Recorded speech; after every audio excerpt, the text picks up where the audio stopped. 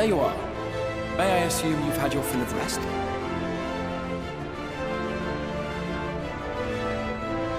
That is well.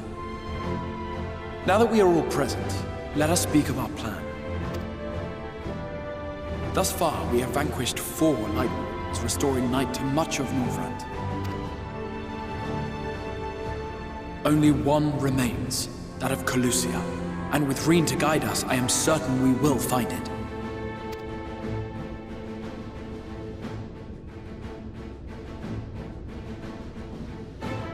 We're so close now. If we can just take care of this one last warden, we'll rob the Sin Eaters of their final foothold and drive them out of Norvrand once and for all. It will be a new beginning for the First, a chance for the people to rebuild their world. In short, a prize worth fighting for. And in thus delivering the First from destruction, so too shall we unsow the seeds of the 8th umbral calamity. Do you hear? Your dreamed of rejoining is in jeopardy. Are you sure you're not tempted to intervene? You labor under the misapprehension that vanquishing the Sin Eaters is tantamount to saving the world. It is not. In truth, you only delay the inevitable, lengthening your fleeting lives by the smallest of margins.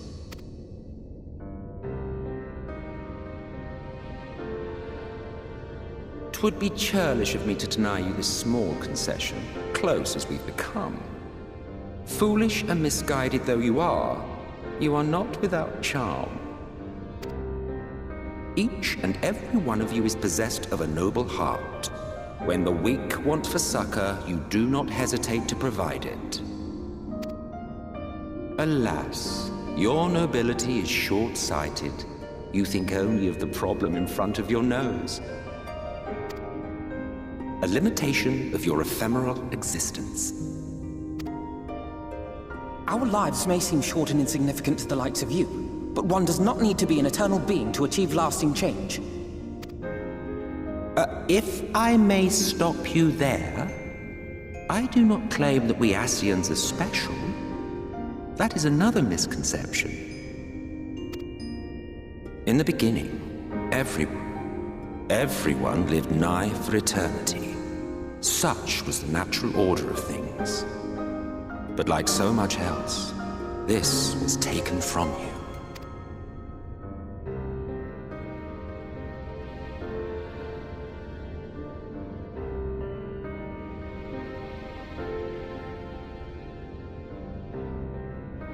You won't object if I borrow your plaything?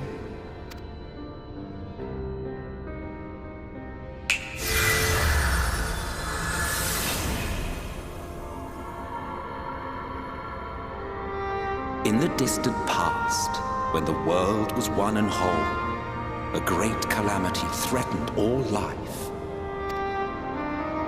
It began without warning. The very laws of the star were warped and broken, and chaos swiftly spread throughout the land. Faced with annihilation, we sought to imbue the star with its own will. Thus was Zodiac born, and by his power was order restored. Ere long, however, thankless fools began to fear that Zodiac's might was too great, and so they conjured another to keep him in check. Your own dear Hydaelyn. And the two beings waged war until, with a single devastating blow, Hydaelyn unmade Zodiac, scattering his being across space and time. So you told us in the Katana Ravel. Yes.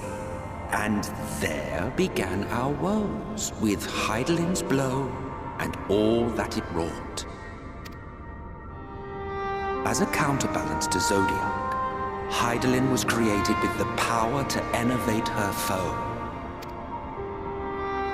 This singular ability strikes not at such banal things as flesh, but everything that defines the target, diluting its existence. For example, Was she to strike you?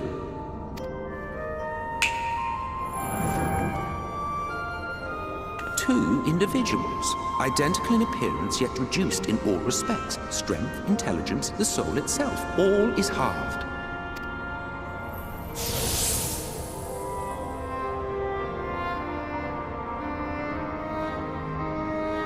Do you see? This self-same fate befell not only Zodiac, but the very star.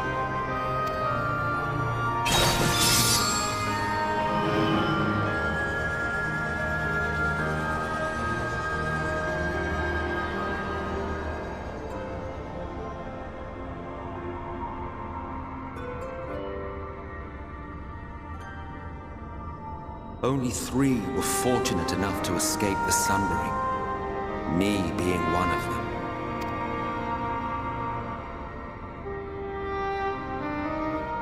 When I beheld the shattered remnants of our home, I knew deepest despair. The inhabitants of these 14 fragments were feeble, frail and foolish, oblivious to their imperfection, ignorant of their past. Malformed creatures thrashing blindly about.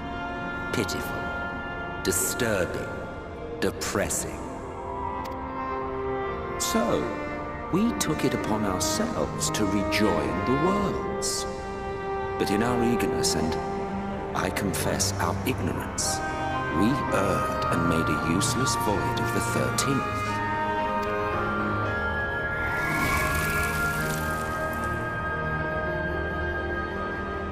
It was only afterwards that we discovered a connection twixt source and shard, a flow of energy that maintains elemental balance. And thus did we arrive at our time-honored modus operandi.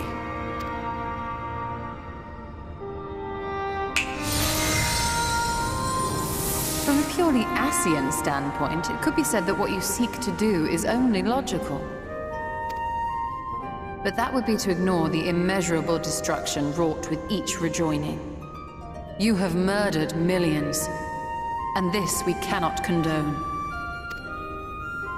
By your fragmented existence, you continue to give rise to tragedies far crueler than any calamity. But yes, moral relativism and all that.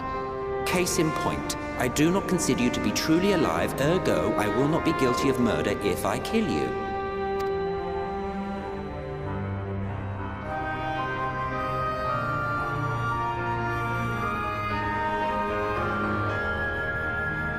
Oh, don't look at me like that. You for whom I have only the highest expectations.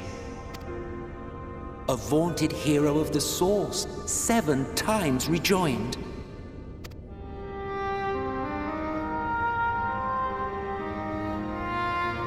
Long have I awaited one who might brave a path of lesser tragedy. A resilient soul able to endure the necessary pain. I dare to hope that my wait is over. So, finish your task and slay the Light Warden. Make proof of your usefulness, and then we may speak again.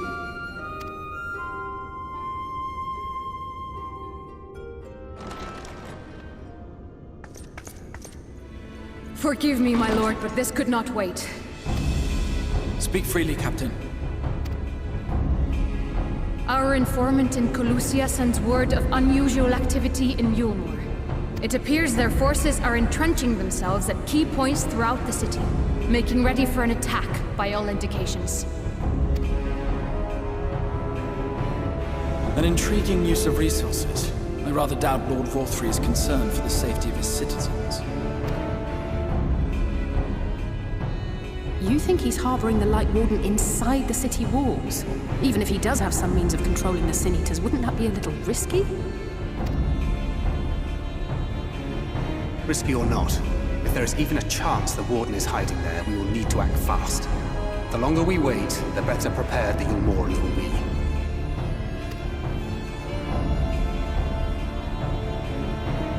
Agreed. See to your preparations then and make for Colusia. God's willing, this hunt will be the last. Let us see it through to the end.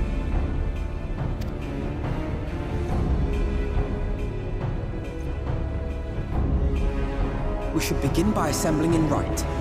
There we may assess the situation in Yulmore and decide how best to proceed.